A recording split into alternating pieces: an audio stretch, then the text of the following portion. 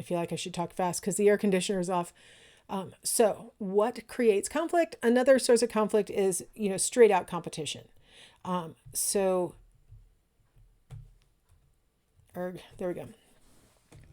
One way that competition manifests as conflict, where people then start to actually have animosity towards each other, or they actually try and get resources that the other group maybe is entitled to, that kind of thing, is what we call realistic group conflict. So I'm using as an illustration when the Seahawks played the Broncos in the Super Bowl.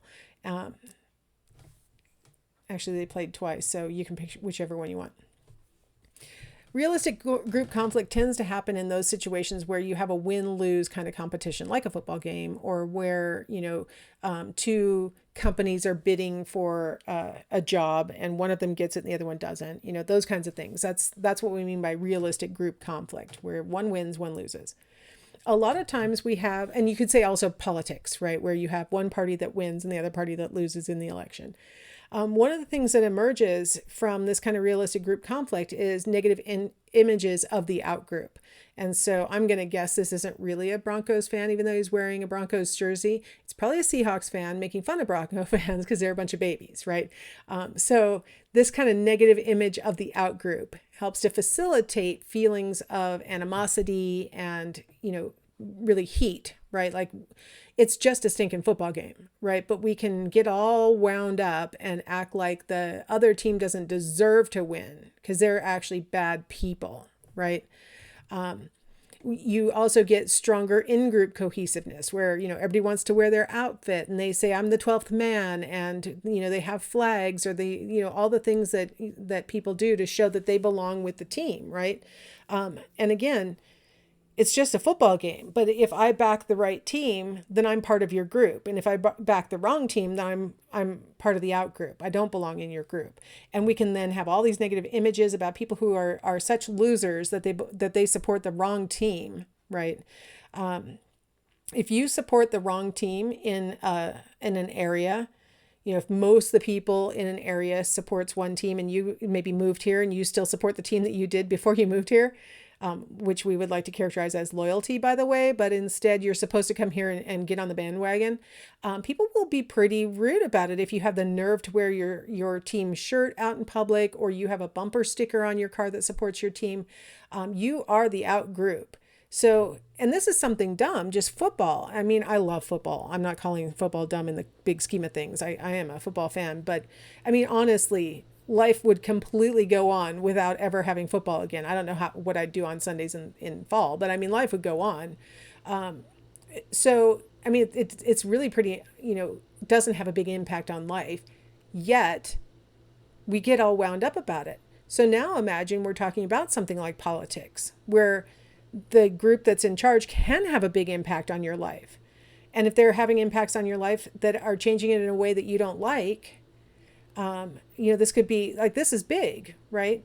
So you can imagine as the stakes get higher, how much more we would see these kinds of negative images of the outgroup and this in-group cohesiveness and an us versus them kind of conflict starts to emerge. And we see that in our country today, where there is just outright demonizing of the other side. Whichever side you're on, there is just outright, the other side is all the bad things you can think of. And if your in-group is the good one, obviously. Your in-group is the one that has the right motives and the healthy motives and the selfless motives and all those kinds of things. And the other group is all the bad stuff.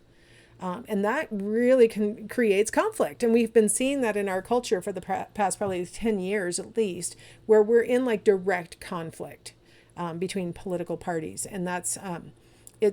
there's a lot of stakes to be had in that. And so you can kind of see that, people have a lot of pride in being associated with their in-group. And that if you have pride in your in-group, the, flip side of that is disdain for the other group because they're not as good as your group is. And we've talked about the in-group, out-group bias, so I won't belabor, all that, but I'll just remind us that, when you're invested, you can have a lot of conflict and a lot of bad feelings towards the other group. Perceived injustice is another thing that can arise from competition. If we think about justice as being equity, where the rewards should be distributed in proportion to the contributions, right? We can end up with really heated conflict when a person contributes more yet benefits less, right? So I'm doing a lot of work, but I'm actually getting less than somebody else who's doing, less work. And that can cause the person to feel exploited, so that, their contributions are not being equitably rewarded. And that can cause conflict. If you are feeling exploited, you may feel anger towards whoever is exploiting you, maybe the person who's in charge of pay structure or something like that. Or you might feel anger towards the over-benefited group for not noticing that they're being over-benefited and, at your expense. So the conflict might be directed towards either or both, sources of this feeling of exploitation. Perceptions can also create conflict. We've talked about this before, that a lot of times we draw inferences about what's going on, and whether we're right or wrong about those, whether our inferences are right or wrong, for all intents and purposes, it is what's going on, because it's our reality. It's how we perceive things to be. So misperception of other people's motives and other people's goals are going to serve as the seeds of misperceiving their motivations and other their goals, right? So we have the tendency to, perceive ourselves through our self-serving bias. So we assume good motives of ourselves. We assume that we're doing the right thing, even as we make mistakes, or, we instigate the argument. Oh my gosh, I did something really stupid one time. My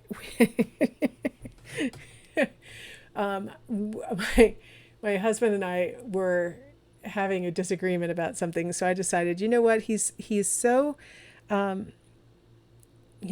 stuck in his way of thinking and stuff. I'm going to record this so that later, when he hears back the argument, he'll realize that, this argument escalated because of him.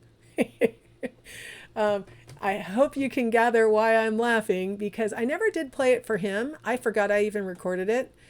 But I was going to use that iPod for research purposes, so I wanted to make sure that it was clear, because I didn't know what was on it. So I found an audio file on it. I play it. I hear the argument, and I'm like, holy crap, it was me.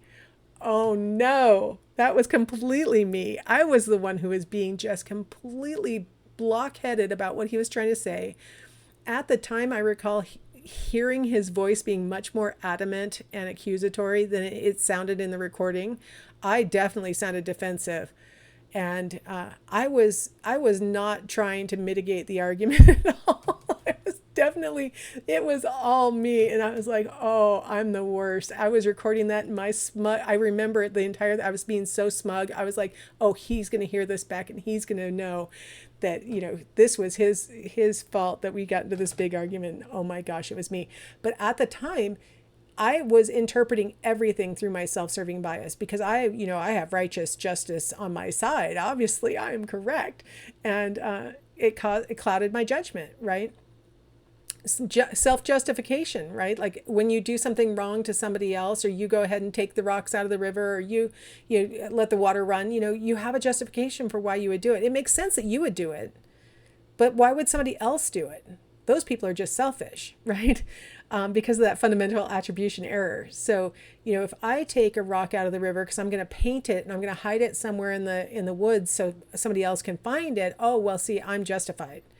But if somebody else takes a rock out of the river and I have no idea why they took it or where they're going with it, I'm going to think, don't they know that you're not supposed to take rocks out of the rivers at national parks? Oh my gosh, they're just bad people who steal things. They are bad, right? That kind of fundamental attribution error causes us to misperceive other people. And so these factors go into conflict. Shifting perceptions also go into conflicts because the same processes that can create the enemy's image can reverse it when that enemy becomes an ally. So the very thing that we used as fuel for why we saw them as the enemy, once we're now in alignment, we start to say, oh, they still have the same characteristics, but we're like, oh, thank goodness they have them, because they're going to benefit us now that they're our ally. So if it could be valuable if they're our ally, why are we so critical of it when they're our perceived foe, right? So I guess maybe the overarching comment on shifting perceptions and misperception is if we could be a little bit more objective, we'd probably have fewer conflicts. But, it's hard to be objective. See my story about recording an argument. It's hard to be objective, right? Mirror image perceptions. When you have two parties, it could be just two individuals, or it could be, two political parties, or it could be two teams or whatever. When they're in conflict, they tend to see the other as like the exact opposite of themselves or of their own group. If their own group, their in group is all these good qualities, then that means by definition the out group is all these bad qualities, right? Like it's a mirror image. It's like black and white, or right and wrong, up and down, right? Like it's exactly the opposite. And so we focus in on little details that will really help to support our interpretation that they are bad and wrong and all the things. And we'll ignore any pieces of evidence that they're good and on the same side as us on other things. I was trying to find for you a video from September 29th, 2001 was the first Saturday that Saturday Night Live came back on the air following the 9/11 terrorist attacks. And there was a little segment in the Weekend Update where Tracy Morgan did his opinion. And his opinion was about how he's completely fine with racial profiling at the airport now. They may not have even done anything wrong, just shake them down. And it was really kind of an interesting, even at the moment when he said it, I thought, well, that's really an interesting change of mindset where previously, prior to 9/11, he probably thought that, racial profiling was wrong. Tracy Morgan is black. I'm pretty sure he wouldn't agree with racial profiling. I'm pretty sure that today he doesn't agree with racial profiling. But when it was, revealed that to him that we've got two parties in conflict, right? We've got, the perceived terrorists on one side, we've got the perceived victims on the other side. He's on the perceived victim side. Now he's all sorts of revealing attitudes that are consistent with things that 2 weeks prior he wouldn't have agreed with. It's really hard to find that video. I can find it embedded in a couple of longer videos, but I can't find it just as its own because it's pretty unflattering, really, to see how we can have shifting perceptions, right? And that what previously we might have viewed as our foe has become our friend, and all of a sudden we're like cheering them on and encouraging them to engage in behavior that previously we wouldn't have approved of, especially if that behavior had been directed at us. So these kinds of factors can go into this perception that the opponent is all bad. One of the things in the mirror image perception is that we'll oftentimes think that there's an evil leader, but that the people who he's leading might still be good. Like maybe they're not on board with his behaviors, or that we are good people, even if we have a leader who we perceive to be evil or doing stuff that we don't approve of. Well, I didn't vote for him, right? Or I don't support her perspectives or other things. The leader might have these attitudes, but the people who they're leading don't have to have those attitudes. And so that's part of our mirror image perceptions. The last thing I wanted to say about this is, this tendency for simplistic thinking. We've been talking throughout the entire quarter that we'd rather be quick than right. And so when we're in a tense situation, a scary situation, something like that, our rational thinking goes out the window. It takes too much time, and it's really being overridden by our emotions. And so we think in these kinds of us-them ways. We think very much in the right-wrong. There's no gray when you're experiencing emotion. And so our perception of the situation is different when we're in the middle of it. And I think that's one of the things that Tracy Morgan could point to for what he talked about on September 29th, 2001, is there was a lot of emotion still. Everybody was very overwrought at the time. And so he could argue very easily that, well, that's how I felt at the moment. It was because I was thinking simplistically. And what I said was not, I don't agree with it after all. And so, when you're under tension, much more likely to think simplistically. And as a result, what ends up happening is that we can make caricatures of the enemy, right? Very simplistic, stereotyped images of our enemies. Sometimes it'll be sanctified in like propaganda pieces from the government. They'll make posters with pictures, or there'll be the media will convey very simplistic, broad brush characterizations of the group that they don't agree with. A lot of stereotyping goes into this kind of simplistic thinking that comes out of emotion driven, not rational kinds of thinking. So, how do we achieve peace? I'm hesitating over stopping, but then the next video will be pretty short. So I'm just going to make this maybe a 20-minute video. We'll get this over with. So how can peace be achieved? One thing is through contact. We've talked about this a little bit before, that we can reduce prejudice through friendship, right? If we have contact with members of the out group, and we develop friendships with members of the out group, we're much less likely to see the out group in stereotypical ways, right? If we have especially equal status contact. So that's why it's really important for us to have contact with people from a wide variety of walks of life and different groups and other kinds of things when we're younger and we're like students, and we can have contact that's equal status, right? We're all students. It's really good for us like that. Or if we're employees and we're all at the same level of employment. During World War II, there was a lot of equal status contact from among different racial groups and things like that as the war effort was going on, and people were building just at a crazy rate and stuff. And so a lot of racial inequities really went down during World War II because people made friends with people from different communities that they might not have come in contact with otherwise. Cooperation is really an extension of that, right? If we have even people who don't have a lot of contact with each other, but we place them into situations where they can cooperate, then they can build cohesiveness, especially if there's an external threat. And that's something that happened after 9/11. We got a lot of cohesiveness in the US for like the first month after the attacks, as people were like, okay, we're all one. And it built a lot of cohesiveness. The fractures started probably about a month after that, but having a common external threat, a perception of an external threat. If we're all working towards greater superordinate goals, like there's this overarching goal of, managing water, and that we're all going to benefit if we can achieve this goal, right? That can really foster cooperation. By cooperatively learning, we have study after study that has shown that people who are engaged in cooperative learning activities with mixed race groups, their racial attitudes improve. They become less biased and stereotyping in their racial attitudes. And also if you have a group that's cooperating with each other, we end up with identities that are based on group cohesion and superordinate goals rather than an individual. And we see this with teams. If you look at, to go back to football teams have lots of different kinds of people and whatever, different racial groups and different political views and a whole bunch of different things that are all coming together in this team, but they have this group identity. And that's the beauty of putting like a jersey on somebody and things. It sort of makes them really feel like they're part of the group, and they develop a group identity, and that really gets rid of a lot of what might have been prejudicial attitudes out in the regular world. While I'm in this group, I get to meet people, cooperate with people that hopefully now I will extend out into the regular world. Communication, we keep talking about that. Specific things about communication. One is bargaining.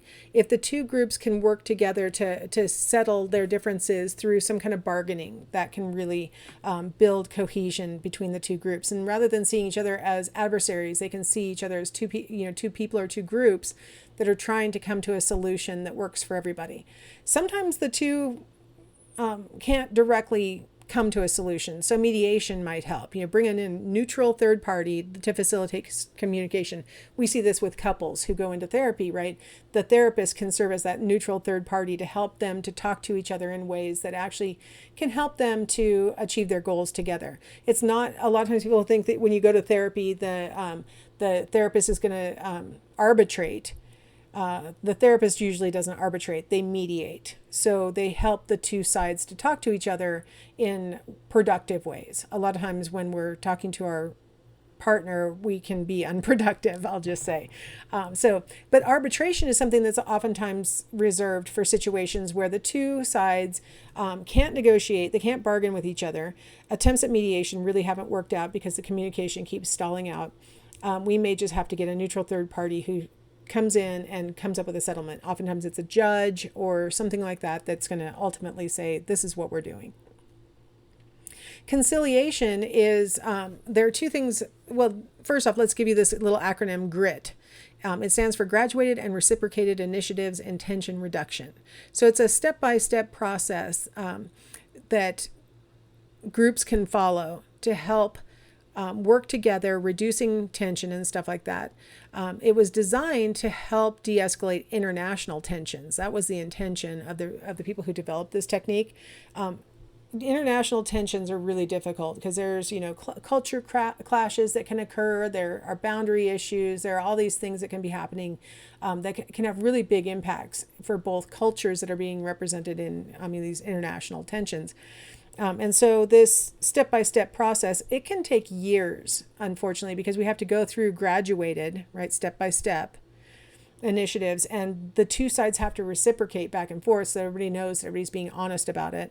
And so it can be really time-consuming, but it has had some success in certain international disputes. So conciliation.